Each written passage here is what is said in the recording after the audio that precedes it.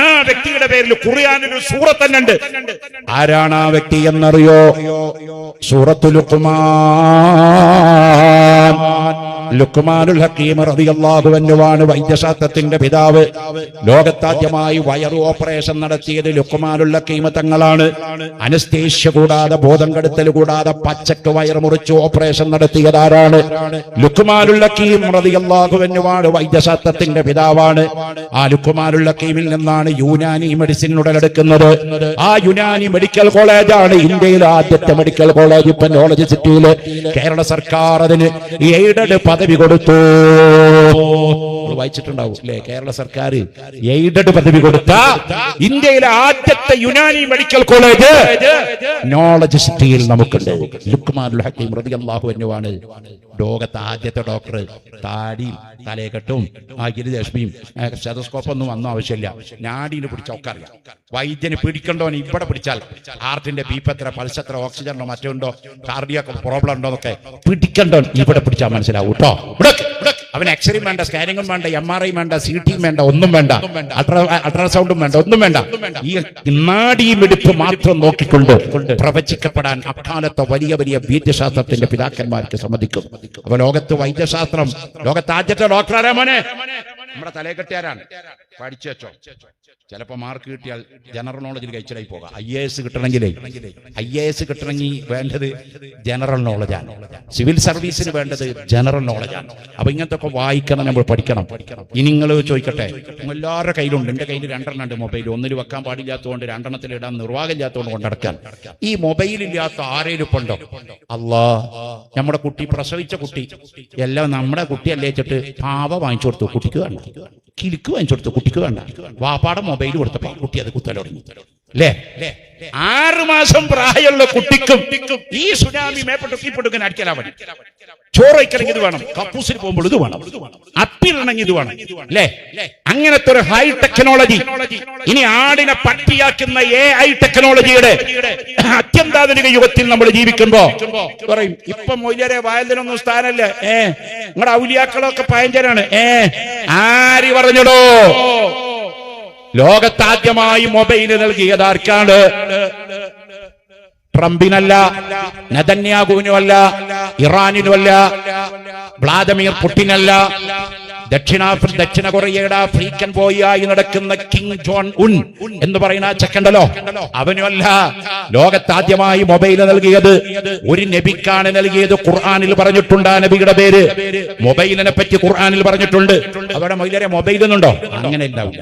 Mobile English അല്ലേ. പണ്ടൊരാൾ ചോദിച്ച പോലെയോ അത്. ഒരു ഉസ്താദ് ഇങ്ങനെ വാത് പറയുമ്പോഴേ ഉസ്താദിനെ ഒന്ന് കളിയാക്കാൻ, ഒന്ന് ഉത്തരം മുട്ടിക്കാൻ വേണ്ടി സദസ്സെന്ന് ഒരാൾ നീച്ചെന്നിട്ട് ചോദിച്ചു, ഉസ്താദെ നിങ്ങൾ പറഞ്ഞല്ലോ ഈ ഖുർആനിൽ എല്ലാതുണ്ട്. എന്നാ ഞാൻ ചിലതൊക്കെ ചോദിക്കാം, നിങ്ങളുടെ ഖുർആനിലുണ്ടോ ചോദിച്ചു. അന്ന് ചോദിക്കണോ? അയാൾ ഇങ്ങനെ നോക്കിയിട്ട് ആലോചിച്ചിട്ട് പറഞ്ഞു, ഖുർആനിൽ കാണാൻ പറ്റാത്ത ഖുർആൻ മക്കത്തല്ല ഇറങ്ങിയത്, അല്ലെങ്കിൽ മദീനത്തല്ല. മക്കത്തും മദീനത്തും ഇല്ലാത്തൊരു സാധനം പെട്ടെന്ന് ഓർമ്മ വന്നു. ഈ കർണാടകയിൽ എന്താ പറയാന്ന് എനിക്കറിയില്ല കേട്ടോ. കേരളത്തിൽ പറയുന്ന ഒരു ജീവിയുണ്ട്, കീരി എന്ന് പറയും. പാമ്പിന്റെ ശത്രു, ഒരു ഉണ്ട സാധനം. ഇവിടെ കീരിയാണോ എന്താ പറയുന്നത് എനിക്കറിയത്തില്ല. അങ്ങനെ തന്നെ. ഞാൻ 42 കൊല്ലമായി കർണാടകയിൽ വേദന തുടങ്ങിയിട്ട്. എനിക്ക് വല്ലാത്ത ഖേദമുള്ളൊരു കാര്യമുണ്ട്. ഞാൻ നാളെ അതോടെ അടുത്ത ദിവസം കെമ്മാറയിലൊപ്പൊക്കെ വാദന പോയപ്പോൾ ഞാൻ പറഞ്ഞു, എന്താണെന്നറിയോ, എനിക്ക് ഈ 42 കൊല്ലം ഇവിടെ വന്നിട്ടും കർണാടക പഠിക്കാൻ പറ്റിയില്ലല്ലോ പടച്ചോനെ. ഒരു മാസത്തിൽ ചുരുങ്ങിയത് ചിലപ്പോൾ 2, 3, 4 ദിവസമൊക്കെ ഇവിടെ വാദന വരുന്നുണ്ട്. ആ കാലത്ത് ആഴ്ചകൾ തന്നെ ഇവിടെ വന്ന് വയലു പറഞ്ഞു പോയ ചരിത്രങ്ങളുണ്ട്. കന്നഡ ഭാഷ എനിക്ക് പഠിക്കാൻ പറ്റാത്തതിൽ, ആ സ്ലാങ് എനിക്ക് മനസ്സിലാക്കാൻ പറ്റാത്തതിൽ വല്ലാത്ത ഒരു ബേജാറുണ്ട്. എങ്കിൽ കുറച്ചു നേരം കന്നഡയിൽ നിങ്ങളോടൊന്ന് സംവദിക്കാൻ കഴിഞ്ഞിരുന്നെങ്കിൽ അത് വലിയ കാര്യമായിരുന്നു. അപ്പൊ ആ ജീവി ഉണ്ടല്ലോ, അത് മലയാളിയായ അയാൾ പറഞ്ഞു, മൊയ്ലിയാരെ നിങ്ങളുടെ ഖുർആനിൽ കീരി എന്നൊരു വാക്കുണ്ടോ എന്ന് ചോദിച്ചു. അപ്പൊ കണ്ടംപടിക്ക് മുണ്ടംപടി എന്ന് പറയും. ഇങ്ങോട്ട് വെച്ചവൻ അങ്ങോട്ട് വെക്കണ്ടേ? അയാൾ ഇങ്ങനെ ആലോചിച്ച് നോക്കിയിട്ട് പറഞ്ഞു, ഉണ്ട് ഖുർആനിൽ അല്ലാഹ് പറഞ്ഞിട്ടുണ്ട് വെത്തത് കീരി. ആ കീരി പിന്നെ ഏത് കീരിയാ? ഈ കീരിയാണ്. ആ കീരി പറഞ്ഞു. അയാൾക്ക് മനസ്സിലായി, ആ കീരിയാവുന്ന വെച്ച് ഒഴിവാക്കി. അങ്ങനെ ചോദിച്ചതിനൊക്കെ ഖുർആനിൽ അങ്ങനത്തെ മറുപടി പറയലല്ല ഖുർആൻ. ഖുർആൻ വളരെ വ്യക്തമായി പറഞ്ഞതാണ്. പ്രിയപ്പെട്ടവരെ, ലോകത്ത് ആദ്യമായി മൊബൈൽ കൊടുക്കുന്നത് ഒരു പ്രവാചകന്റെ കയ്യിലാണ്. അല്ലാഹു തആല ഏറ്റവും വലിയ കണ്ടുപിടുത്തം കൊടുത്ത അമ്പിയാക്കൾക്കാണ്, പിന്നെ കൊടുക്കുക ഔലിയാക്കൾക്കാണ്, പിന്നെ കൊടുക്കുക അതിന്റെ ചോട്ടിൽ നിൽക്കുന്ന സ്വാലിഹീങ്ങൾക്കാണ്. അമ്പിയാക്കൾക്ക് കൊടുക്കുന്നത് മുഅ്ജിസത്താണ്, ഔലിയാക്കൾക്ക് കൊടുക്കുന്നത് കറാമത്താണ്. അല്ലാഹുവിന്റെ റസൂലിന് കൊടുത്ത ഏറ്റവും വലിയ മുഅ്ജിസത്ത് എന്താണ്? ഖുർആനാണ്. കലാമും ഖദീമുൻ ലാ യുമല്ലു സമാഉഹു. ഖുർആൻ കലാമുല്ലാഹിയാണെന്ന് നോക്കണേ. അതിനുള്ള ശ്രദ്ധ എപ്പോഴും പാലിക്കണേ. അല്ലാഹുവിന്റെ കലാമായ ഖുർആനിന് എതിരെ നിൽക്കാൻ ഇന്ന് വരെ ഒരു വേദഗ്രന്ഥമുണ്ടാക്കാൻ ആർക്കെങ്കിലും സാധിച്ചിട്ടുണ്ടോ? അല്ലാഹു പറഞ്ഞില്ലേ, ഖുർആനല്ല എന്ന് സംശയമുള്ളവർ ചെയ്യേണ്ടത് കുത്തിക്കൊല്ലലല്ല, ഇത് കത്തിച്ചു കളയലല്ല, വെടിവെക്കലല്ല. ഒറ്റ കാര്യം വേണ്ടുള്ളൂ. ഖുൽ ഇൻ കുന്തും ഫീ റൈബിൻ മിമ്മാ നസൽനാ അലാ അബ്ദിനാ ഫഅതൂ ബിസൂറത്തിൻ മിൻ മിസ്ലിഹി. ഞാൻ എന്റെ അടിമയായ നബി സല്ലല്ലാഹു അലൈഹി വസല്ലം തങ്ങൾക്ക് ഇറക്കി കൊടുക്കുന്ന ഖുർആനിൽ ആർക്കെങ്കിലും സംശയം ഉണ്ടെങ്കിൽ ഫഅതൂ ബിസൂറത്തിൻ മിൻ മിസ്ലിഹി, ഈ ഖുർആനിലുള്ളത് പോലത്തെ ഒരു സൂറത്ത് അവരൊന്ന് കൊണ്ടുവരട്ടോ. ജിന്നികളെ വിളിച്ചോട്ടെ, ശൈത്താന്മാരെ വിളിച്ചോട്ടെ, പ്രേതഭൂതങ്ങളെ വിളിച്ചോട്ടെ, നിങ്ങളൊന്ന് കൊണ്ടുവരോ. ആരോടാ ചോദിച്ചത്? മക്കക്കാരോടും ലോകക്കാരോടും. അബൂജാഹിൽ ലഅനത്തുല്ലാഹി അലൈഹി. എന്താ മിണ്ടാതിരിക്കുന്നത്? ലഅനത്തുല്ലാഹി അലൈഹി റളിയല്ലാഹു അൻഹു പറയുന്ന നാവ് കൊണ്ട് ഇതും പറയണം. തറ വെറുക്കപ്പെട്ടവനില്ല. അതുകൊണ്ട് അടുത്ത ദിവസം എനിക്കൊരാൾ ഒരു വീഡിയോ ഇൻസ്റ്റാഗ്രാമിൽ നിന്ന് അയച്ചു തന്നു. ബദറിൽ കുറച്ച് സിയാറത്തിന് പോയ അന്യ നാട്ടുകാർ, ഇന്ത്യക്കാരല്ല, അവർ വിദേശികളാണ്. അബൂജാഹിലിനെ കുഴിച്ചിട്ട കിണറിന്റെ അടുത്തില്ല. ഒരു 80-90 വയസ്സുള്ള ഒരു വല്യപ്പ, ഈ വല്യപ്പാനെ കാട്ടിലും പ്രായം. താങ്ങാൻ വയ്യാത്തൊരു പാറക്കല്ലെടുത്ത് തലയിലേറ്റി ഏറ്റി ഏറ്റി ഏറ്റി കൊണ്ടുവന്നിട്ട് അബൂജാഹിലിന്റെ ശവം കെടുക്കണ കിണറിലേക്ക് എന്നിട്ട് ലഅനത്തുല്ലാഹി അലൈഹി ഓറക്കൊരറ്റ പറച്ചല്. അതും ഈമാനാണ്. നേരത്തെ ഇവിടെ ഈമാന്റെ തഖ്വന്റെ അർത്ഥം വെച്ചത് എന്താ? വഹിയ ഇംതിസാലു അവാമിരില്ലാഹി തആല വജ്തിനാബു നവാഹി. അല്ലാഹു തആല കൽപ്പിച്ചത് സ്വീകരിക്കുകയും വെറുത്തതിനെ വെറുക്കുകയും എതിർത്തതിനെ എതിർക്കുകയും വേണം. അതാണ് ഈമാൻ, അതാണ് തഖ്വ. അപ്പൊ അബൂജാഹിലിന്റെ പേര് കേൾക്കുമ്പോ മിണ്ടാതിരുന്നിട്ട് നമ്മുടെ ആളല്ലേ, മിണ്ടാതിരിക്കണം, കുറെ കാലായില്ലേ ലഅനത്ത് പറയുന്നു, പാവം എങ്ങനെയും പേച്ചു പോയിക്കോട്ടെ. ആ കൽബിൽ അത്ര സ്നേഹം വേണ്ട. വെറുത്തതിനോട് വെറുപ്പന്നെ വേണം, ഹിബ്ബുള്ളതിനോട് ഹിബ്ബന്നെ വേണം കേട്ടോ. അബൂജാഹിലിന്റെ പേര് കേൾക്കുമ്പോൾ ലഅനത്തുല്ലാഹി അലൈഹി. അത് ഹദീസിൽ വന്ന സംഭവങ്ങളാണ് സുഹൃത്തുക്കളെ, പറയണം. അബൂജാഹിൽ ഇങ്ങനെ ആലോചിച്ചു, ഖുർആനെ പോലത്തെ ഒരു ഖുർആൻ ഉണ്ടാക്കി അപ്പൊ മുഹമ്മദിനെ തോൽപ്പിക്കാല്ലേ. മക്കയിലുള്ള നേതാക്കളെ വിളിച്ചു, എഴുത്തുകാര്, സാഹിത്യകാരന്മാര്, കവികള്. ആരായി പറയണത്? അക്ഷരാഭ്യാസം ഒരു കോളേജിലോ മദ്രസയിലോ സ്കൂളിലോ പഠിക്കാത്ത നബി മുഹമ്മദ് മുസ്തഫ തങ്ങളുടെ നാക്കുന്നാണ് ഈ വലിയ വലിയ സാധനങ്ങളൊക്കെ വരുന്നത്.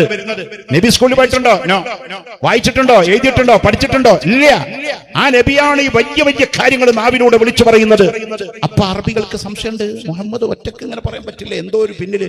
ചിലർ പറഞ്ഞു അത് മന്ത്രവാദാണ്, ചിലർ പറഞ്ഞത് ശൈത്താനാണ്, ചിലർ പറഞ്ഞത് പ്രേതാണ്, ചിലർ പറഞ്ഞത് ഭൂതാണ്. അബൂജാഹിൽ പറഞ്ഞു, ഇന്നേക്ക് 48 ദിവസത്തിന്റെ ഉള്ളില് മുഹമ്മദിന്റെ ഖുർആനിനെ ചാമ്പലാക്കണ വേറെ ഒരു ഡ്യൂപ്ലിക്കേറ്റ് ഖുർആൻ ഞാൻ കൊണ്ടുവരും. അബീലഹബാൻ അബൂജാഹിലിന്റെ ഇന്റിമേറ്റ് ഫ്രണ്ട്, രണ്ടും ലഅനത്തുല്ലാഹി അലൈഹിമയാണ് ഖിയാമത്ത് നാൾ വരെ. ആ രണ്ടാളെയും വിളിച്ചു. പിന്നെ ഉത്ബത്ത്, ശൈബത്ത്, വലീദ്, മക്കക്കാഫിരിങ്ങളുടെ പ്രഗൽഭന്മാർ, അവരൊക്കെ വിളിച്ചു. മീറ്റിംഗ് കൂടി. നമ്മൾ എങ്ങനെയെങ്കിലും ഒരു ഖുർആൻ മുഹമ്മദിനേക്കാൾ നല്ല സാധനം ഉണ്ടാക്കണം. ഒരു വിവരവും വിദ്യാഭ്യാസം ഇല്ലാത്ത മുഹമ്മദിന് ഇത് പറയാമെങ്കിൽ എല്ലാ വിവരവും വിദ്യാഭ്യാസമുള്ളവർ നമ്മുടെ കൂടല്ലേ, സാഹിത്യകാരന്മാരില്ലേ, എഴുത്തുകാരില്ലേ, പ്രബന്ധ ചിന്തകന്മാരില്ലേ, വിളിക്കുക. നമുക്ക് എല്ലാവർക്കും ഒരു മീറ്റിംഗ് ഉണ്ടാക്കാം. അങ്ങനെ മീറ്റിംഗ് കൂടി കൂടി കൂടി കൂടി കൂടി ചർച്ച ചെയ്തു. ഒരു 40 ദിവസം കഴിഞ്ഞപ്പോ അബൂജാഹിൽ മക്കക്കാരെ വിളിച്ചുകൂട്ടി. ഓ ജനങ്ങളെ, മുഹമ്മദിന്റെ ഖുർആനേക്കാൾ വെല്ലുന്ന ഒരു സാധനം ഞാൻ കണ്ടുപിടിച്ചിട്ടുണ്ട്. മുഹമ്മദിന്റെ ഖുർആനെ തകർത്ത് കളയുന്ന ഒരു കാര്യം ഞാൻ കണ്ടുപിടിച്ചിട്ടുണ്ട്. അതെന്താണെന്നറിയോ? മുഹമ്മദിന്റെ ഖുർആൻ പറഞ്ഞതിനേക്കാൾ വലുത് ഞാൻ പറയും. എന്നിട്ട് അബൂജാഹിൽ ഓതിക്കൊടുക്കുകയാണ്, അൽഫീലു മൽഫീൽ വമാ അദ്റാക മൽഫീൽ ലഹു ദനബുൻ തവീൽ അബൂജാഹിലിന്റെ ഖുർആനാണിത്. അൽഫീലും അൽഫീൽ, ആന എന്ന് പറഞ്ഞാൽ എന്താണ്? വമാ ദറാക മൽ ഫീൽ, ആനയെ നിങ്ങൾ കണ്ടിട്ടുണ്ടോ?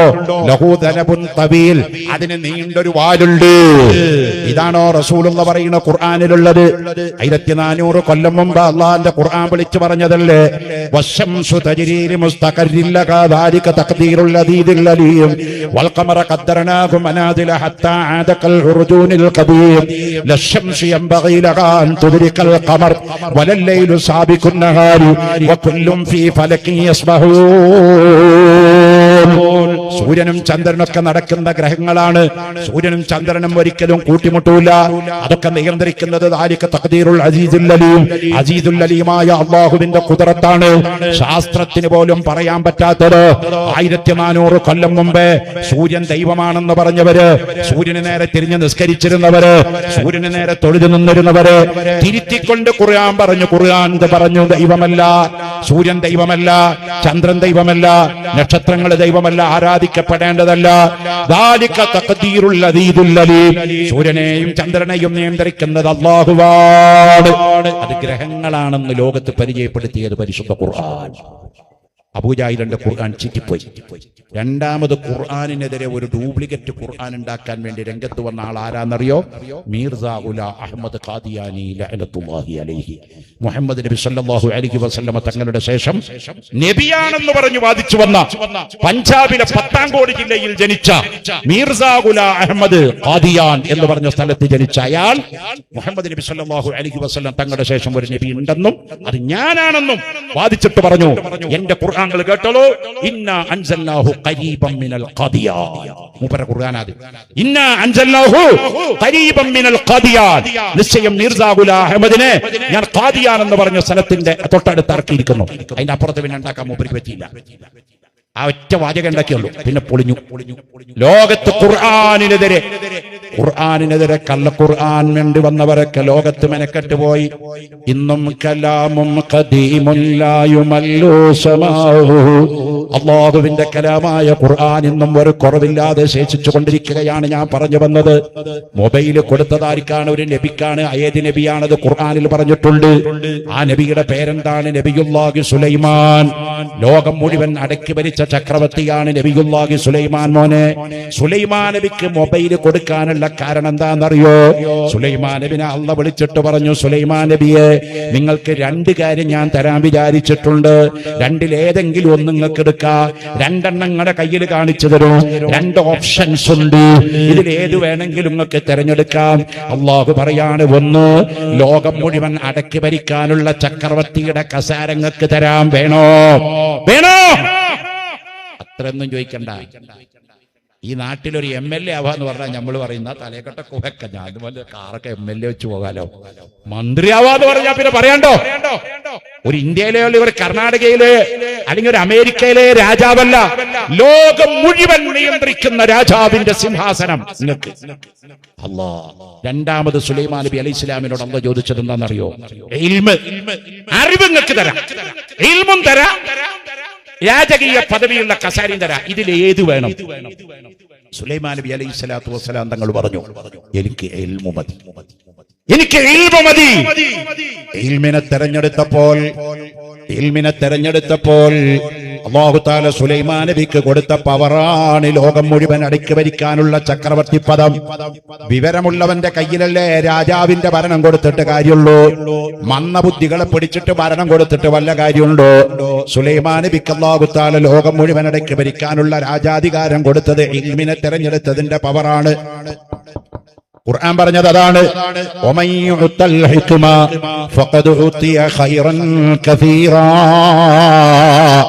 ആർക്കെങ്കിലും നാഫിയായ ഇൽമിനെ നൽകപ്പെട്ടാൽ അവർക്ക് അല്ലാഹു അധികരിച്ച ഖൈറുകൾ നൽകും കേട്ടോ.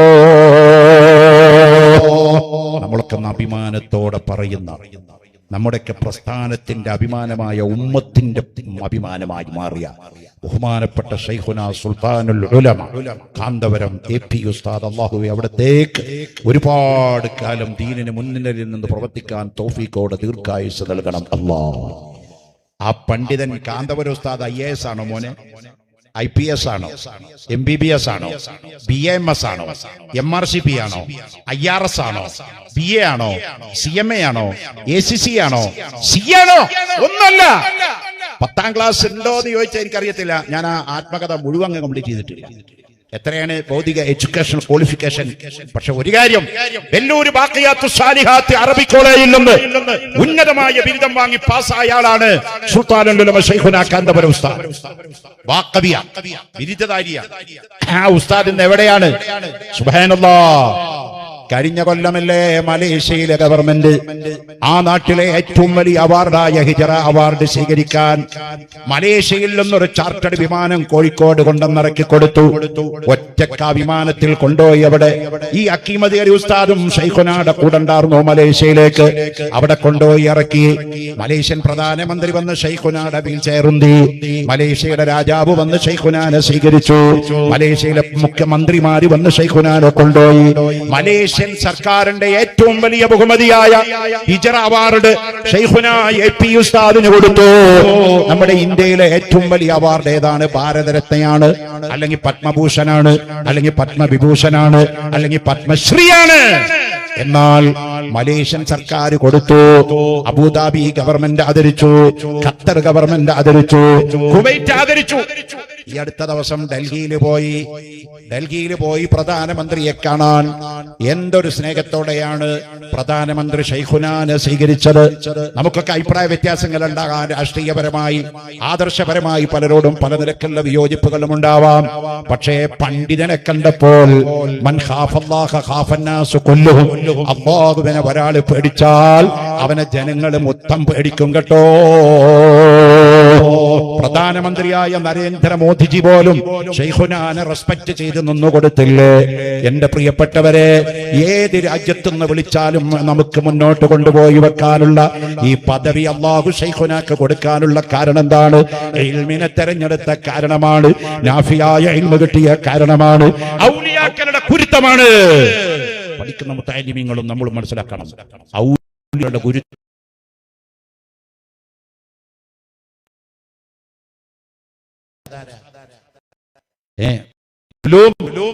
ഒക്കെ സൈനുദ്ദീൻ കുട്ടി മുസ്ലിയാർ നബറല്ലാഹു മർക്കദഹു വനഫഅനാ ബിബറകാതിഹി വബിഉലൂമിഹി ഫിദ്ദാറൈൻ ആമീൻ. ബഹറുൽ ഉലൂം, ഇൽമിന്റെ ബഹർ എന്ന് വിളിക്കുന്ന ഓക്കെ ഉസ്താദാണ് AP ഉസ്താദിന്റെ ഉസ്താദ്. AP ഉസ്താദിന്റെ ഉസ്താദ് AP ഉസ്താദിനെ പറ്റി പറഞ്ഞ വാക്ക് ഇന്നലെയും ഞാൻ കേട്ടു. ഓക്കെ ഉസ്താദിന്റെ നാവിൽ പറയുന്ന പഴയകാല വീഡിയോ ക്ലിപ്പ് എന്താണ് പറയുന്നത് അറിയോ? എന്റെ കുട്ടി എവിടെ പോയാലും കുടുങ്ങൂല. എന്റെ കുട്ടി എന്ന് പറഞ്ഞാൽ AP ഉസ്താദിനെ പറ്റിയാ പറയുന്നത്. എന്റെ കുട്ടി എവിടെ പോയാലും കുടുങ്ങൂല. ആ കുട്ടിക്ക് ഞാൻ നല്ലോണം ആ കുട്ടിക്ക് ഞാൻ നല്ലോണം ഹിക്മത്തും കൊടുത്തിട്ടുണ്ട്. കുട്ടി എവിടെ പോയാലും കുടുങ്ങൂല.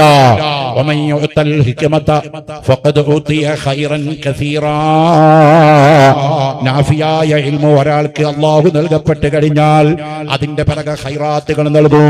സുലൈമാൻ നബി അലൈഹിസ്സലാമിന് അല്ലാഹു കൊടുത്തതാണ് ഈ ലോകം മുഴുവൻ അടക്കി ഭരിക്കാനുള്ള ചക്രവർത്തി പദങ്ങളൊക്കെ. ലോകം മുഴുവൻ അടക്കി ഭരിക്കുന്ന ചക്രവർത്തിക്ക് മൊബൈൽ വേണ്ടേ വേണം, ലൈവ് വേണ്ടേ വേണം, ഇമെയിൽ അഡ്രസ് വേണ്ടേ വേണം, മൊബൈലൊക്കെ വേണ്ടേ? ലോക ചക്രവർത്തിക്ക് മൊബൈൽ വേണ്ടേ, ഇമെയിൽ വേണ്ടേ, വാട്സപ്പ് വേണ്ടേ, ഫേസ്ബുക്ക് വേണ്ടേ? അതൊക്കെ വേണം. കാരണം ലോകം മുഴുവൻ ഭരിക്കേണ്ടതല്ലേ. 4000 കൊല്ലമായി സുലൈമാൻ നബി ലോകത്ത് നിന്ന് ഇവിടെ പറഞ്ഞു പോയിട്ട് ഖുർആൻ പറയുന്നു, സുലൈമാൻ നബിയും പട്ടാളവും ഒരു വഴിയിലൂടെ നടന്നു വരുമ്പോൾ അതാ സുലൈമാൻ നബിയും പട്ടാളവും ഒരു വഴിയിലൂടെ നടന്നു വരുമ്പോൾ മൈലുകൾക്കപ്പുറത്ത് ആ വഴിയുടെ മറ്റേ തലക്കൽ ഉറുമ്പുകൾ സഞ്ചരിക്കുന്നുണ്ട്. ആ ഉറുമ്പുകൾ കണ്ടു, മണത്തറിഞ്ഞു സുലൈമാൻ നബിയും പട്ടാളവും വരുന്നത്. ഒരു ഉറുമ്പ് വിളിച്ചു പറയുകയാണ്, യാ അയ്യുഹൻ നംലു ഉദ്ഖുലൂ മസാകിനകും ലാ യഹ്തിമന്നകും സുലൈമാൻ. ഉറുമ്പുകളെ നിങ്ങളൊക്കെ മാളത്തിൽ ഒളിച്ചോളൂ. ലാ യഹ്തിമന്നകും സുലൈമാൻ. സുലൈമാൻ നബിയും പട്ടാളവും നിങ്ങളെ ചവിട്ടി കൊല്ലാതിരിക്കണോ? നിങ്ങളൊക്കെ മാളത്തിൽ ഒളിച്ചോ. ആരാ പറയുന്നത്? ഉറുമ്പ്. 4000 കൊല്ലം മുമ്പ് ഉറുമ്പ് പറയുന്നത്. സുലൈമാൻ നബിയുടെ കാതിലൊന്നും മറ്റേ സാധനമില്ല, സുനാമി ഇല്ല, വാട്സപ്പ് ഇല്ല, സ്റ്റാറ്റൈറ്റ് ഇല്ല, ഉപഗ്രഹ ചാനലില്ല, ഇരിക്കുന്ന യന്ത്രകുന്ത്രാണ്ട മന്ത്രാണ്ടകളൊന്നുമില്ല. സുലൈമാൻ നബിയുടെ കാതിലൂടെ കേൾക്കുകയാണ് ഉറുമ്പിന്റെ സംസാരം. കേട്ടാ മാത്രം മതിയോ? മനസ്സിലാവണ്ടേ? കേട്ടാ മതിയോ? അപ്പൊ നമ്മളിവിടെ ഇരിക്കുകയാണ്, നിസ്സാര കാര്യം പറയാം. ഫോർ എക്സാമ്പിൾ ഓൺലി, ഒരു പൂച്ച അങ്ങോട്ട് വന്നു. ഒരു പൂച്ച നമ്മുടെയൊക്കെ വീട്ടിൽ കാണില്ലേ പൂച്ച ബർക്കത്തുള്ള ജീവിയാണ്. പൂച്ചയെ വന്നാൽ ആട്ടി ഓടിക്കാൻ പാടില്ല. പൂച്ച വലിയ ബർക്കത്തുള്ള ജീവിയാണെന്ന് ഹദീസിലൂടെ നോക്കിയാൽ കാണാം. ആ പൂച്ച അങ്ങോട്ട് വന്നിട്ട് നമ്മളെ കണ്ടാ ഉടനെ പറയും, മുഖത്ത് നോക്കിയിട്ട് വാട്ട് ഈസ് ദ മീനിങ് മ്യാവ് മ്യാവ് മ്യാവ് മ്യാവ് പറഞ്ഞതിന്റെ അർത്ഥം എന്താ? ആർക്കും അറിയില്ല. പൂച്ചക്കറിയാം, അടുത്തിക്കണ പൂച്ചക്കറിയാവാം മ്യാവ് മ്യാവ് പറഞ്ഞതിന്റെ അർത്ഥം എന്താ? അത് പൂച്ചന്റെ ലാംഗ്വേജാ. നമുക്ക് പൂച്ചന്റെ ഭാഷ അറിയില്ല. പൂച്ചന്റെ ഭാഷ അറിയാൻ നമ്മളതിന് മറുപടി പറയും. നായ വന്ന് ഭൗ ഭൗ എന്ന് പറഞ്ഞാൽ നായന്റെ ഭാഷ നമുക്ക് അറിയത്തില്ല. സുലൈമാൻ നബി അലൈഹിസ്സലാമിന് എല്ലാ ഭാഷയും അല്ലാഹു പഠിപ്പിച്ചു കൊടുത്തു. പൂച്ചന്റെയും നായന്റെയും ജിന്നിന്റെയും ശൈത്താന്റെയും എല്ലാം സുലൈമാൻ നബിക്ക് വഴിപ്പെടുത്തി കൊടുത്തു. ഉറുമ്പ് 4000 വർഷം മുമ്പേ മൈലുകൾക്കപ്പുറത്ത് വിളിച്ചു പറഞ്ഞത് ഇപ്പുറത്ത് കിടക്കുന്ന സുലൈമാൻ നബി അലൈഹിസ്സലാം കേട്ടു, മനസ്സിലാക്കി. ഖുർആൻ പറയുന്നു ഫതബസ്സമ. അത് കേട്ട സുലൈമാൻ നബി ചിരിച്ചു. ചിരിക്കണമെങ്കിൽ കാര്യം മനസ്സിലാവണ്ടേ, അല്ലാതെ പൊട്ടന്മാരെ ചിരിക്കാൻ പറ്റുമോ? പ്രവാചകനല്ലേ? സുലൈമാൻ നബി ചിരിച്ചിട്ട് പറഞ്ഞു, പട്ടാളക്കാരെ പ്ലീസ് പ്ലീസ് പ്ലീസ് നിർക്ക്, എല്ലാരും തിരിഞ്ഞ് അങ്ങോട്ട് പോണ്ട, അവിടെ നമ്മുടെ ഉറുമ്പുകൾ പോണ്ട്, നിങ്ങൾ ജീവിക്കോളി. കണ്ടോ, ഇതാണ് ഇപ്പൊ ഈ നടക്കുന്ന പരിപാടി. ഇപ്പൊ ഇവിടെ ഈ ലാപ്ടോപ്പ് വെച്ച് നടക്കുന്ന ലൈവ് ഉണ്ടല്ലോ, ഇത് ഖത്തറിലും കുവൈറ്റിലും ബഹ്റൈനിലും ഒമാനിലും അമേരിക്കയിലും ആഫ്രിക്കയിലും അന്റാർട്ടിക്കയിൽ വരെ ആളുകൾ ഇത് കണ്ടുകൊണ്ടിരിക്കുകയാണ്. ഇതിന് എവിടെ ഇരുന്നും കാണാം, വേണമെങ്കിൽ ചൊവ്വയിലുണ്ട് അവിടെയും കാണാം, ലിങ്ക് ഉണ്ടെങ്കിൽ കേട്ടോ. ഇത് അല്ലാഹു തആല അമ്പിയാക്കൾക്ക് കൊടുത്ത മുഅ്ജിസത്തിന്റെ ബാക്കി പത്ര. നമ്മളിപ്പോ ഇതിന് ലൈവ് എന്ന് പേരിട്ടു. ഔലിയാക്കൾക്ക് കൊടുത്ത കറാമത്തിന്റെ ഒരു ചെറിയ സാധനം അത്. സുലൈമാൻ നബിക്ക് കൊടുത്ത പേരാണ് ഇന്ന് മൊബൈല്, സാറ്റലൈറ്റ്. അതിനിപ്പോ നമ്മൾക്ക് ചെവിയിൽ വെക്കണം, കുന്ത്രാണ്ടം വേണം, ടവർ വേണം, കണക്ഷൻ വേണം. സുലൈമാൻ നബിക്ക് ടവറും വേണ്ട, കുന്ത്രാണ്ടും വേണ്ട. സുലൈമാൻ നബി അലൈഹി സ്വലാം എവിടെ പോകുമ്പോഴും മൊബൈല്. സുലൈമാൻ നബിയുടെ വാഹനം ഏതായിരുന്നു? നമ്മളെ പേര് കഴിഞ്ഞാൽ ഞാൻ ഇപ്പൊ നാട്ടിൽ നിന്ന് കാറിന്ന് അങ്ങോട്ട് വന്നത്, അല്ലെങ്കിൽ വന്ദേ ഭാരതിന് വരാം, കുറച്ച് സ്പീഡ് കിട്ടാൻ, അല്ലെങ്കിൽ കൊച്ചി പോയിട്ട് ഫ്ലൈറ്റിന് ബാംഗ്ലൂരിലേക്ക് വരാം, ഒന്നും കൂടി വേഗം എത്താൻ അല്ലേ. എന്നാ സുലൈമാൻ നബി കള്ള കൊടുത്ത വാഹനം ഏതാ? ലോക ചക്രവർത്തിയാണ്. ട്രംപല്ല, നെതന്യാഹു അല്ല, ലോക ചക്രവർത്തി കള്ള കൊടുത്ത വാഹനം ഏതാണെന്ന് അറിയോ? കാറ്റാണ് സുലൈമാൻ നബിയുടെ വാഹനം. സുലൈമാൻ നബി അലൈഹി സ്വലാം കാറ്റിന് വിളിച്ചിട്ട് പറയും, കാറ്റേ എവിടെ വേണം? ബാഗ്ദാദിന് പോട്ടെ. ഷും അവിടെ എത്തി. ഒറ്റ പറയുന്നതിന് മുമ്പേ കാറ്റ് അവിടെ എത്തിച്ചു. എന്നിട്ട് അടുത്ത സുലൈമാൻ നബി അലൈഹി സ്വലാം കാറ്റിനോട് പറയും, എനിക്ക് എവിടെ പോകണമെന്ന് അറിയോ? എന്റെ നാടായ ഇസ്രായേലിലോ ജെറുസലേമിലോ ഒക്കെ ഒന്ന് പോകണം, അങ്ങോട്ട് പോട്ടെ. അവിടെ എത്തും. കാറ്റാണ് സുലൈമാൻ നബി അലൈഹി സ്വലാമിന്റെ വാഹനം. സുലൈമാൻ നബി കള്ള കൊടുത്ത പവറാണ് മൊബൈൽ ഫോൺ. ഇനി ഉമർ ബിൻ ഖത്താബ് റളിയല്ലാഹു അൻഹുവിന്റെ കാലത്തേക്ക് നോക്കിയാൽ വേറെയും കറാമത്തിന് അല്ലാഹു തആല കൊടുത്തതായിരിക്കുന്നു ഈ ലൈവ്.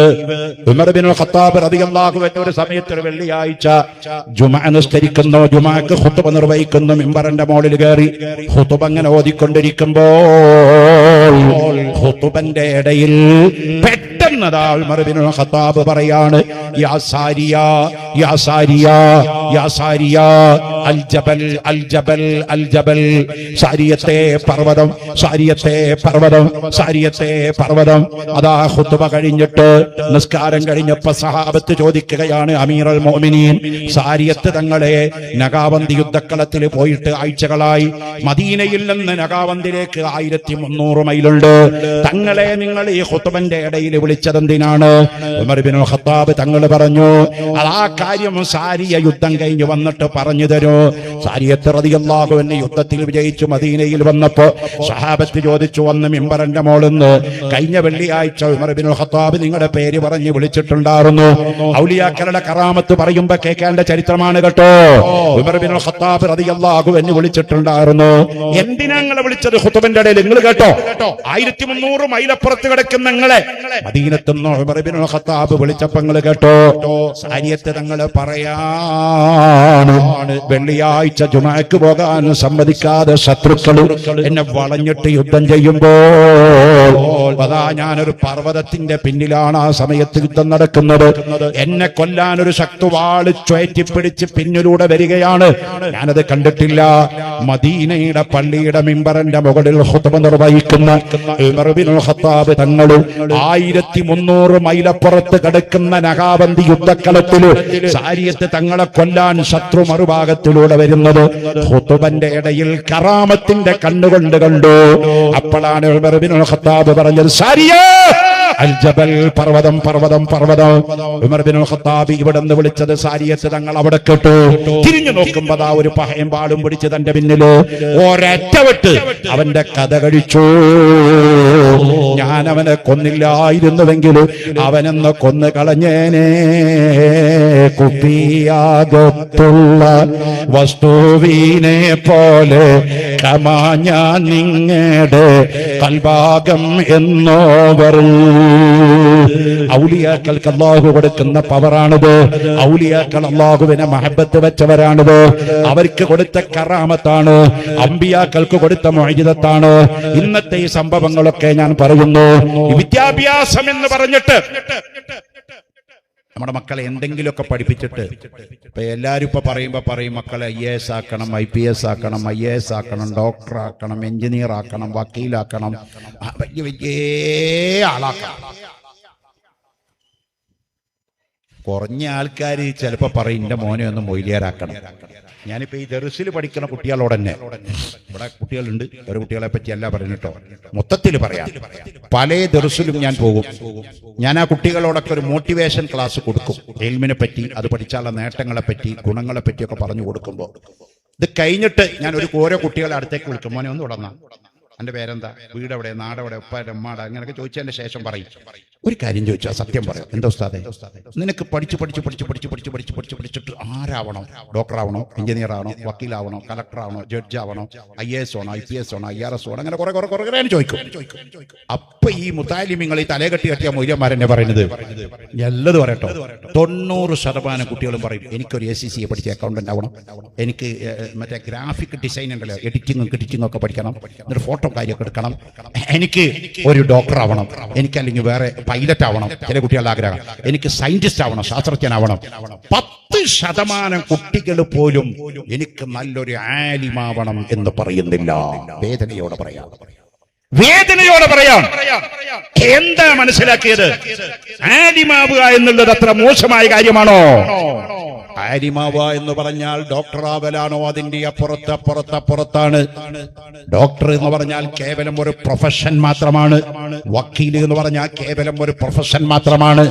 IAS എന്ന് പറഞ്ഞാൽ അത് മരണം വരെ കേട്ടോ, നിങ്ങളാരും ധരിക്കണ്ട.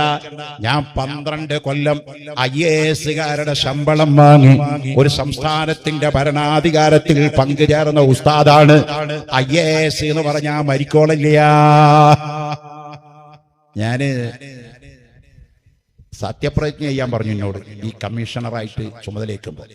അപ്പൊ ഹൈക്കോടതി ജഡ്ജാണ് എന്റെ ചെയർമാൻ, ജസ്റ്റിസ് ശിവരാജൻ, അതേ പേരതാണ്. അദ്ദേഹം പറഞ്ഞു എന്നോട്, മിസ്റ്റർ സക്കാഫി സത്യപ്രതിജ്ഞ വായിക്കാൻ പറഞ്ഞു. ഇംഗ്ലീഷിൽ ഒരു നോട്ട് കൊണ്ടുവന്നു, ഞാനത് വായിച്ചു കൊടുത്തു.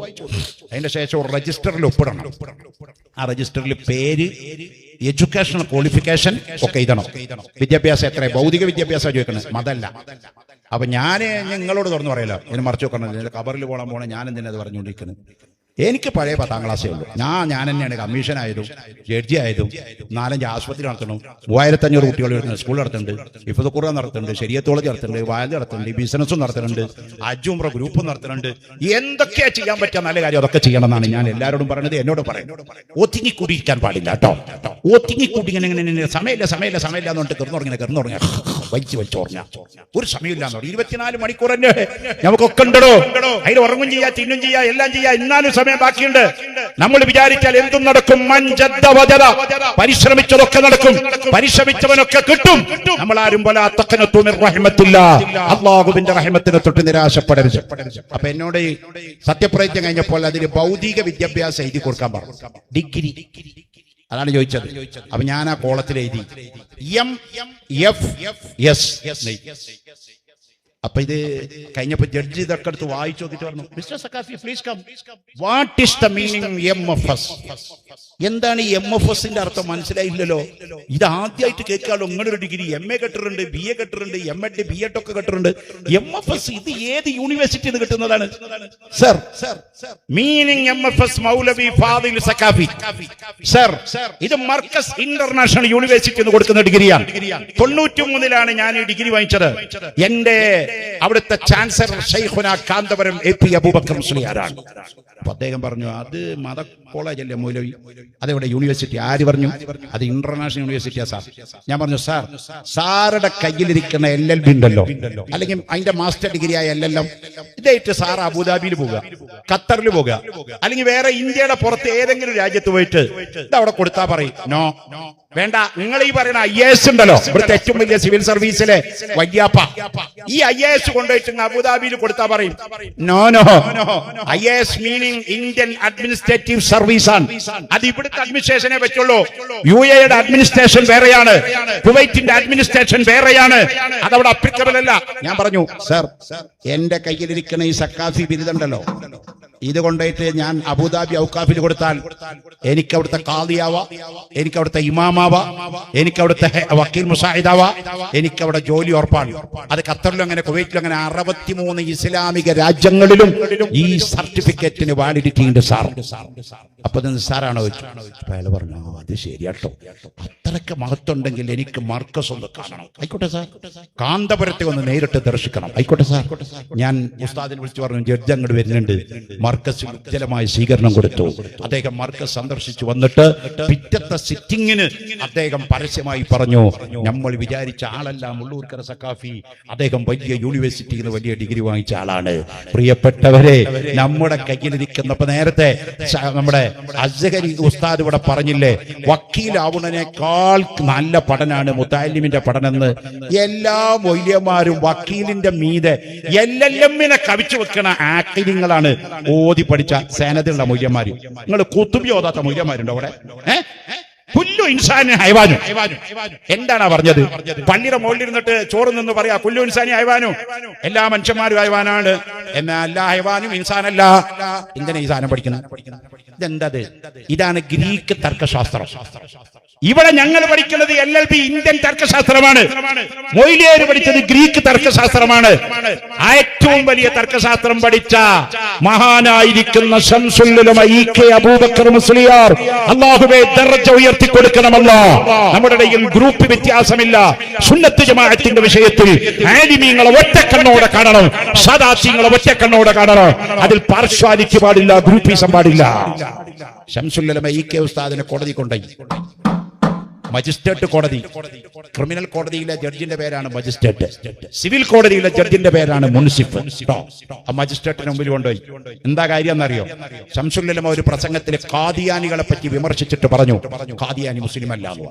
ഖാദിയാനികൾ മാനനഷ്ടത്തിന് കേസ് കൊടുത്തു, ക്രിമിനൽ കേസ് ഫയൽ ചെയ്തു. മുസ്ലിമായ ഞങ്ങളെ മുസ്ലിം അല്ല എന്ന് പറഞ്ഞ് മാനം കെടുത്തി എന്ന് പറഞ്ഞിട്ട് കേസ് കൊടുത്തു. കേസ് കോടതിയിൽ വന്നു. മജിസ്ട്രേറ്റ് അവിടെ നിൽക്കുന്നു, ഓപ്പോസിറ്റ് വക്കീൽ അവിടെ നിൽക്കുന്നു.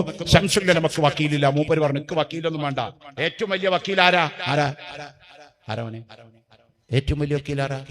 ഹസ്ബുനല്ലാഹു വനിഅമൽ വക്കീൽ നിഅമൽ മൗലാ വനിഅമൻ നസീർ. സുബ്ഹി നിസ്കരിക്കാൻ നിൽക്കുമ്പോൾ ആ പായയിലിരുന്നിട്ട് 11 വട്ടങ്ങൾ ഇത് ചൊല്ലിയ ആ ദിവസങ്ങൾക്ക് ഒരു വിഷമം ഉണ്ടാവില്ല. ഹസ്ബുനല്ലാഹു വനിഅമൽ വക്കീൽ നിഅമൽ മൗലാ വനിഅമൻ നസീർ. ഏറ്റവും വലിയ വക്കീല്, വക്കീൽ പറഞ്ഞാൽ കാര്യം ഏൽപ്പിച്ചു കൊടുക്കുന്ന ആള് എന്നല്ലേ അർത്ഥമുള്ളൂ. അതാരാള്? അള്ളയാണ്. അള്ളാനൊക്കെ വലിയ ഏൽപ്പിക്കാൻ പറ്റിയ ആളുണ്ടോ? ശംസുൽ ഉലമ പറഞ്ഞു, എന്റെ വക്കീൽ അള്ളയാണ്. ഹസ്ബുനല്ലാഹു വനിഅമൽ വക്കീൽ നിഅമൽ മൗലാ വനിഅമൻ നസീർ. ഞാൻ ഒറ്റക്ക, എനിക്ക് വേറെ വക്കീൽ വേണ്ടോ? അപ്പൊ ഓപ്പോസിറ്റ് വക്കീൽ ചോദിച്ചു, EK അബൂബക്കർ മുസ്ലിയാരെ, നിങ്ങൾ ദിവസങ്ങൾക്ക് മുമ്പ് ഇന്നാലിന്റെ സ്ഥലത്ത് വെച്ച് എന്റെ കക്ഷികള് മുസ്ലിമായ ഇവരെ മുസ്ലിമല്ല, ഇവര് അമുസ്ലിമാണെന്ന് പറഞ്ഞ് പ്രസംഗിച്ച് അവരെ മാനക്കേടിലാക്കിയിട്ടുണ്ട്.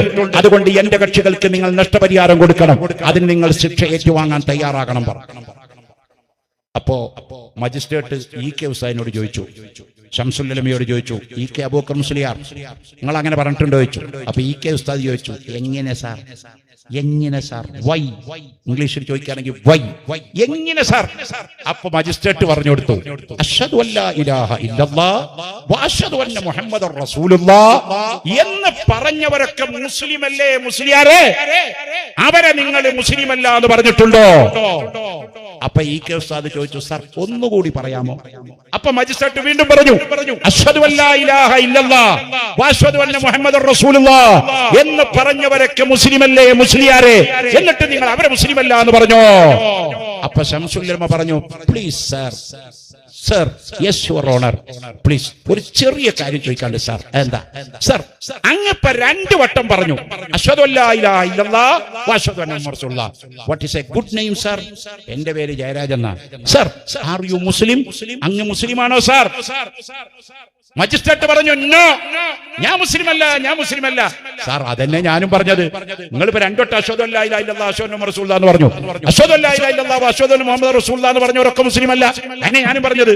അത് ഖൽബ് കൊണ്ട് ഉറപ്പിച്ച് നാക്കുകൊണ്ട് വെളിവാക്കി പറയണം. ഖൽബിൽ ഉറപ്പില്ലാതെ നാക്കുകൊണ്ട് വെളിവാക്കിന് മാത്രമായാൽ അവൻ മുസ്ലിമല്ല. ഈ കെ ഉസ്താദിന്റെ വാദം കേട്ടപ്പോ മജിസ്ട്രേറ്റ് പറഞ്ഞു ഈ കേസ് ചെലവടക്കം തള്ളി ചവറ്റുകൊട്ടയിലേക്ക് വലിച്ചെറിഞ്ഞുപോയി. വലിയ ആലിമിൻ ഉഖറാ അലാമാത്തുൻ തുറാ ലാ യത്ലുബു ദുനിയാ ബിഇൽമിൻ സായിലാ. ആലിമിന്റെ പവർ ചില്ലറയല്ല.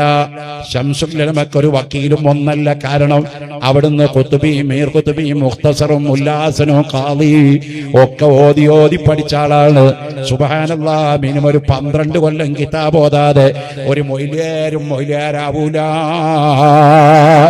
ഇന്നത്തെ കുറെ കുട്ടികളോട് ഞാൻ പറയാണ്, ഒറ്റ കൊല്ലം കൊണ്ട് സനദങ്ങ് വാങ്ങിച്ചിട്ട് ഓൺലൈൻ സനദ്, 1/2 കൊല്ലം കൊണ്ട് സനദങ്ങ് വാങ്ങിച്ചിട്ട് ആലിമാകണോ? അത് താലിമെങ്കിലും ശരിക്കും ഓതണം. അഖീലൻ തനാലൽ ഇൽമ ഇല്ലാ ബിസിത്തത്തി സൗംബികാൻ മജ്മുഇഹാ ബിബയാനി. 6 കാര്യങ്ങൾ കിട്ടാതെ നീ ആലിമാവില്ല. അതിൽപ്പെട്ട ഒന്നാണ് വ ഇർഷാദു ഉസ്താദി വതൂലു സമാനി. ഉസ്താദിന്റെ കുരുത്തം കിട്ടാതെ ആലിമാവില്ല. ഒരുപാട് കാലം ഇൽമിന് വേണ്ടി ബുദ്ധിമുട്ടണോ? 10ഉം 12ഉം കൊല്ലം ഇൽമിന് വേണ്ടി കഷ്ടപ്പെടണോ? എന്നാലേ ആലിമാവൂ. അതുകൊണ്ട് ഇൽമിന്റെ മീത ഒന്നുമില്ല. മൊബൈൽ കണ്ടുപിടിച്ചതും അല്ലാഹു അമ്പിയാക്കൾക്കാ കൊടുത്തത്. ഇനി ലോകത്തെ ഏറ്റവും വലിയ ടെക്നീഷ്യൻ ആരാ? IT, information technology. കുട്ടികളൊക്കെ തിരഞ്ഞെടുക്കുന്ന സബ്ജക്ട് എന്താണ്? IT, information ടെക്നോളജിയാണ്. ലോകത്താദ്യമായി ഇരുമ്പ് വളച്ചിട്ട് ഉപകരണങ്ങൾ ഉണ്ടാക്കാൻ പഠിപ്പിച്ച മനുഷ്യന്റെ പേരെന്താ? അമേരിക്കക്കാരനല്ല, ചൈനക്കാരനല്ല, റഷ്യക്കാരനല്ല, കൊറിയക്കാരനല്ല. ആ മനുഷ്യന്റെ പേരാണ് നബിയാണ്, പ്രവാചകനാണ്. ആ നബിയുടെ പേരാണ് ദാവൂദ് നബി അലൈഹിസ്സലാം. ലോകത്താദ്യമായി ഇരുമ്പ് വളച്ചുകൊണ്ട് ഉപകരണങ്ങൾ ഉണ്ടാക്കിയ പ്രവാചകനാണ് നബിയുല്ലാഹി ദാവൂദ് അലൈഹിസ്സലാം. ഇങ്ങനെ ഇന്ന് കാണുന്ന മുഴുവൻ ടെക്നോളജിയും വിദ്യാഭ്യാസവും അല്ലാഹു ആദ്യം അവന്റെ അമ്പിയാക്കൾക്ക് കൊടുത്തതാണ്. പിന്നെ ഔലിയാക്കൾക്ക് കറാമത്തായി കൊടുത്തതാണ്. സ്വാലിഹീങ്ങളിലൂടെ കൈമാറിയതാണ്. അതിന്റെ പേറ്റന്റ് ഒക്കെ മുസൽമാന്റെ കുത്തകയാണ്. പക്ഷേ നമ്മൾ ആ രംഗത്തുനിന്ന് പുറകോട്ട് പോയപ്പോ മറ്റുള്ളവരത് കൈയടക്കി വാങ്ങൂ. അതുകൊണ്ട് ഒരു വിദ്യാഭ്യാസവും ഇസ്ലാമിന്റെ പരിധിയുടെ പുറത്തല്ല. എല്ലാ വിദ്യാഭ്യാസവും ഇസ്ലാമിന്റെ പരിധിയിലാണ്. പക്ഷേ വിദ്യാഭ്യാസത്തിൽ വെച്ച് ഏറ്റവും നല്ല വിദ്യാഭ്യാസം അല്ലാഹുവിനെ അറിയുന്ന വിദ്യാഭ്യാസമാണ്. ആഖിറത്തിനെ പഠിക്കുന്ന വിദ്യാഭ്യാസമാണ്. നേരത്തെ ഇവിടെ പ്രസംഗിച്ച പ്രാസംഗികന്മാരൊക്കെ ചൂണ്ടിക്കാണിച്ചതാണ്.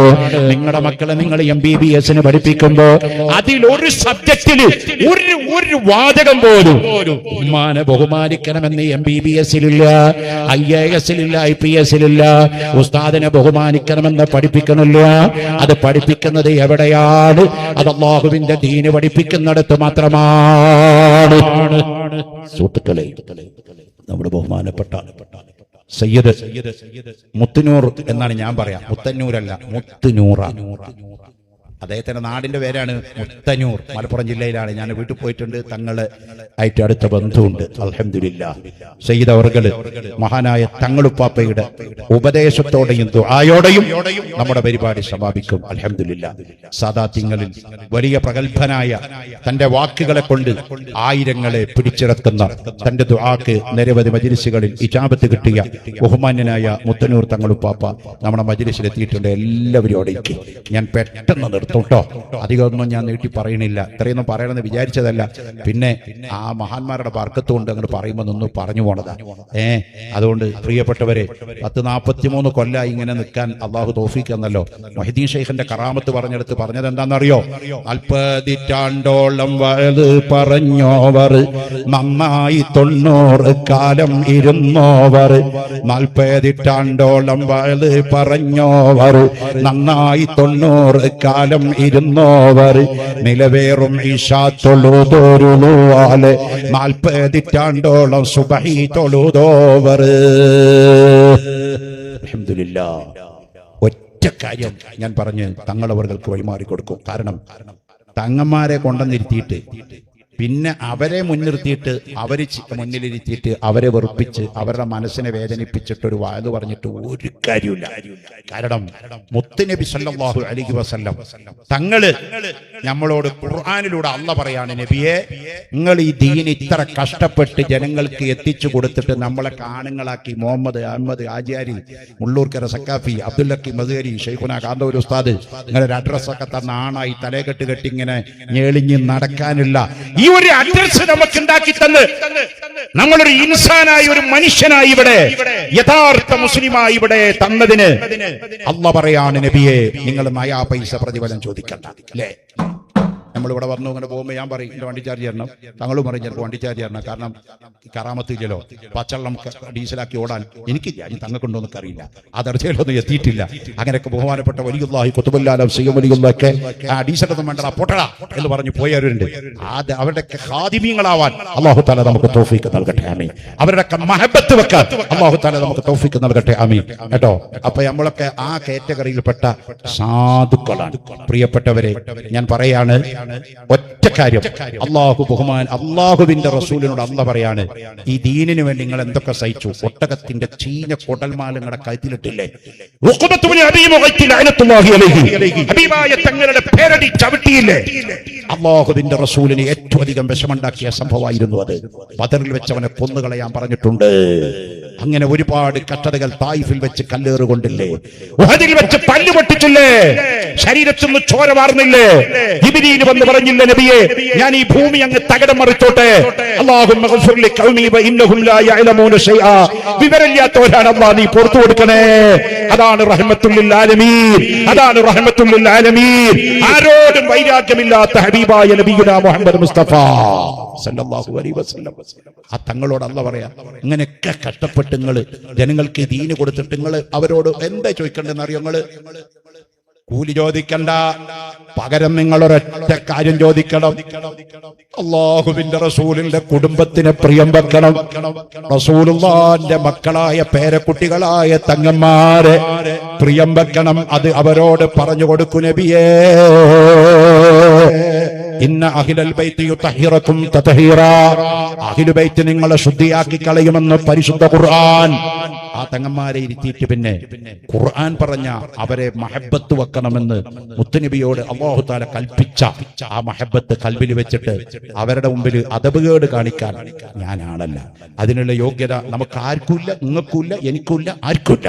അല്ലാഹു തആല അവരൊക്കെ ഇക്റാമ് ചെയ്യാനും ബഹുമാനിക്കാനും ആദരിക്കേണ്ടതിനെ മുഴുവൻ ആദരിക്കാനും വന്ദിക്കേണ്ടതിനെ മുഴുവൻ വന്ദിക്കാനും നിന്ദിക്കേണ്ടതിനെ മുഴുവൻ നിന്ദിക്കാനും അല്ലാഹു തആല നമുക്കൊക്കെ തൗഫീഖ് നൽകട്ടെ, ആമീൻ.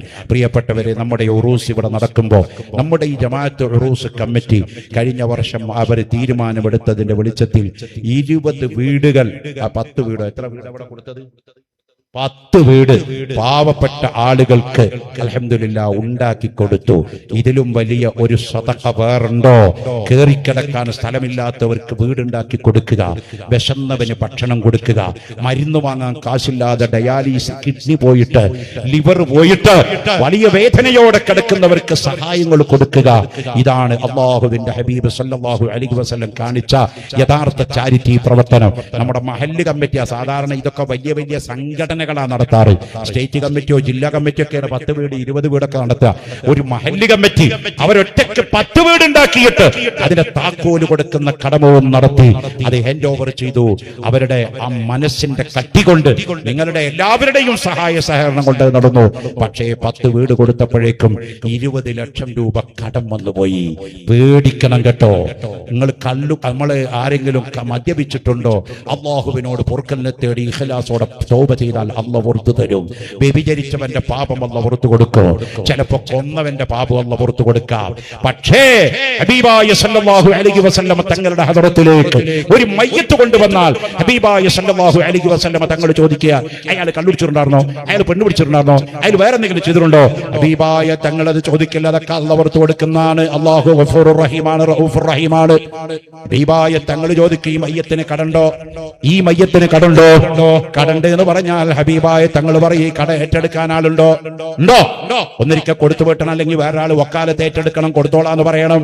രണ്ടിനും ആളില്ലെന്ന് പറഞ്ഞാൽ മുത്തുനബി പറയും, എന്നാൽ ഈ മയ്യത്തിന് ഞാൻ ഇമാമ് നിൽക്കൂല. നിങ്ങൾ ഇമാമ് നിന്നോ സ്വഹാബത്തെ? കടബാധ്യത വല്ലാത്ത പാപമാണ്. തൗബ കൊണ്ട് പൊറുക്കാത്ത പാപമാണ്. തൗബ ചെയ്തിട്ടാലും കടം കൊടുക്ക് വീട്ടുക തന്നെ വേണോ, അല്ലെങ്കിൽ ഏറ്റെടുക്കണം, അല്ലാതെ കടം ഒഴിവാകൂല. അത് പള്ളിന്റെ കടായാലും മദ്രസയുടെ കടായാലും സംഘടനയുടെ കടമായാലും കടം വളരെ ഗൗരവമുള്ള കാര്യമാണ് എന്ന് നമ്മൾ മനസ്സിലാക്കണം. 20 ലക്ഷം കടാന്ന് കേട്ടപ്പോ അണ്ണാക്ക് വരണ്ടു പോയി. പേടിക്കാനൊന്നുമില്ല. 20 കോടി നമ്മുടെ സുൽത്താനുൽ ഉലമ ശൈഖുന എ.പി. ഉസ്താദ്. അല്ലാഹ്, നേരത്തെ നമ്മൾ കുറെ തോരുന്നു, എപ്പോഴും തോരക്കണം. നമ്മൾ ഉസ്താദിന് വേണ്ടി തോരക്കുമ്പോൾ നമുക്ക് തോരക്കാൻ അള്ളാഹു വേറെ ആളെ പകരം വെക്കും. നിങ്ങൾ ചോദിക്കും, എന്താ എ.പി. ഉസ്താദിന് വേണ്ടി ആൾ ഇങ്ങനെ തോരക്കുന്നില്ല? ഒന്നിന്റെ ഉസ്താദാണ്, ഞങ്ങൾ എല്ലാവരും ഉസ്താദാണ്, നമ്മുടെ എല്ലാവരും ഉസ്താദാണ്. ആ മഹബത്തുണ്ട്. മറ്റല്ല, നമ്മൾ ഒരാൾക്ക് വേണ്ടി തോരക്കുമ്പോൾ അള്ളാഹു നമുക്ക് തോരക്കാൻ വേറെ ആളെ ആക്കും. അതങ്ങനെ എല്ലാ കാര്യവും അങ്ങനെ. വല്ലാഹു ഫീ ഔനിൽ അബ്ദി മാ കാനൽ അബ്ദു ഫീ ഔനി അഖീഹി എന്നൊരു ഹദീസുണ്ട്. അള്ളാഹു ഒരാളെ സഹായിച്ചുകൊണ്ടേയിരിക്കപ്പോ നമ്മൾ മറ്റൊരാളെ ഹെൽപ്പ് ചെയ്യുമ്പോ അയാൾക്ക് 1000 കൊടുക്കുമ്പോ അയാൾക്ക് 10000 തെളിച്ചു കൊടുക്കണ്ടോ? അയാൾ എത്തുന്ന ഒന്നും നോക്കണ്ട. അയാൾക്ക് നീ കൊടുക്കുമ്പോ വേറെ ആളെ അള്ളാഹ് നിന്നെ സഹായിക്കാൻ കൊണ്ടുവരും. അതെങ്ങനെയാണ്? ഇന്നല്ലാഹു യർസുഖു മൻ യശാഉ ബിഗൈരി ഹിസാബ്. അല്ലാഹു തആല ഉദ്ദേശിച്ചവർക്ക് അവൻ അറിയാത്ത മാർഗ്ഗത്തിലൂടെ റിസ്ക്കും കാര്യങ്ങളൊക്കെ കൊടുക്കും. അല്ലാഹ് അതൊന്നും പ്രയാസമുള്ള കാര്യമല്ല. പ്രിയപ്പെട്ട സഹോദരന്മാരെ, അതുകൊണ്ട് ബഹുമാനപ്പെട്ട ശൈഖുന ഉസ്താദ് അവർകൾ ഈ അടുത്ത ദിവസം ദേവറശോല അബ്ദുസ്സലാം മുസ്ലിയാരുടെ നേതൃത്വത്തിൽ നീലഗിരിയിലെ പാടന്തര മർക്കസിൽ വെച്ച് 850 ആളുകൾക്ക് വിവാഹം നടത്തിക്കൊടുക്കുന്ന ഇന്ത്യ കണ്ട രാജ്യം കണ്ട ഏറ്റവും വലിയൊരു വിവാഹ സംഭവം. 850 ആള്, അതിന് ഹിന്ദു മുസ്ലിമും ക്രിസ്ത്യാനി അടക്കം പല ജാതി മതക്കാരുമുണ്ട്. 850 ആളെ വിവാഹം കഴിച്ചു കൊടുക്കുന്ന ഒരു പരിപാടി ഉണ്ടായി. അപ്പോ പൈസ തികയാതെ വന്നു. ശൈഖുന ഉസ്താദിനോട് വന്ന് ദേവർശോല അബ്ദുസ്സലാം മുസ്ലിയാർ കരഞ്ഞു പറഞ്ഞു, ഉസ്താദെ കായ് തികയില്ല. ഉസ്താദ് ഒരു വാക്കങ്ങ് പറഞ്ഞു, 850 ആൾക്ക് 850 ഉറുപ്പ്യ വെച്ചിട്ട് എല്ലാരും ഈ ഗൂഗിൾ പേ നമ്പറിലൂടെ ഒരു 850 അങ്ങോട്ട് കൊടുത്താ മക്കളെ. ഒറ്റ വാക്കേ പറഞ്ഞുള്ളൂ. 4 ദിവസം കൊണ്ട് അല്ലെങ്കിൽ 6 ദിവസം കൊണ്ട് 5 കോടി 6 കോടി രൂപയാണ് അവിടെ എത്തപ്പെട്ടത്. അപ്പൊ അള്ളാഹു നമ്മുടെ കയ്യിൽ നിഅമത്ത് തന്നിട്ടുണ്ട്. തന്നാൽ ദീനിന് വേണ്ടി കൊടുക്കാനുള്ള ഭാഗ്യം വേണം. ഉസ്മാൻ ബിൻ അഫ്ഫാൻ റളിയല്ലാഹു അൻഹു ലോക കോടീശ്വരനായിരുന്നു. ഉസ്മാൻ ബിൻ അഫ്ഫാന്റെ മുതലിന്റെ കണക്ക് ഇന്നലെ മിനിഞ്ഞാന്ന് ഞാൻ ഇൻസ്റ്റാഗ്രാമിൽ ഒരാൾ ഇട്ടത് കണ്ടു. ഇന്ന് ലോക കോടീശ്വരനായ ഇന്ത്യയിലെ ഏറ്റവും വലിയ മുതലാളി ആരായിരുന്നു മോനെ? നൂറുൽ അബ്സാറിലും മുത്തഫരിദിലും ഗഞ്ചാലും അജ്നാസിലും ഒന്നും അത് കാണൂല. മുകേഷ് അംബാനിയായിരുന്നു. 1,12,000 കോടിയായിരുന്നു. അയാൾ ഔട്ടായിപ്പോ. ഇപ്പൊ ഇന്ത്യയിലെ ഏറ്റവും വലിയ മുതലാളി അദാനിയാണ്. 1,23,000 കോടി അയാൾ മറികടന്നു പോയി. എം.എ. യൂസുഫ് അലിയാണ് കേരളത്തിലെ ഏറ്റവും വലിയ കോടീശ്വരൻ.